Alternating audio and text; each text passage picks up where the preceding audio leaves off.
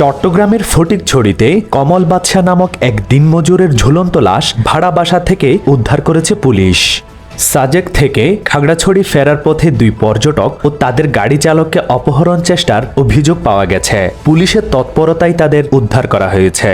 ইসলাম ধর্ম অবমাননা এবং অন্তর্বর্তীকালীন সরকারের প্রধান উপদেষ্টা ডক্টর মোহাম্মদ ইউনুস এবং ডাক টেলিযোগাযোগ ও তথ্য প্রযুক্তি উপদেষ্টা নাহিদ ইসলামকে নিয়ে কটূক্তির অভিযোগে মুক্তার হোসেন নামে এক ব্যক্তির বিরুদ্ধে চট্টগ্রামে মামলা হয়েছে। চট্টগ্রামের ফটিকছড়ির জাফতনগরে বিদ্যুৎস্পৃষ্টে মোহাম্মদ সুমন নামে এক প্রবাসীর মৃত্যু হয়েছে। চট্টগ্রামের খুলশীতে প্রেমিককে একটি কক্ষে বেঁধে রেখে প্রেমিকাকে ধর্ষণ করার অভিযোগ পাওয়া গেছে। এ ঘটনায় একজনকে আটক করে পুলিশে দিয়েছে ছাত্র জনতা। গণধর্ষণের শিকার তরুণীর বয়স ২৬। রাঙ্গামাটির বাঘাইছড়ি উপজেলার সাজেক ভ্যালি উপত্যকায় আগামী ৩ দিন পর্যটকদের ভ্রমণে নিষেধাজ্ঞা দিয়েছে প্রশাসন।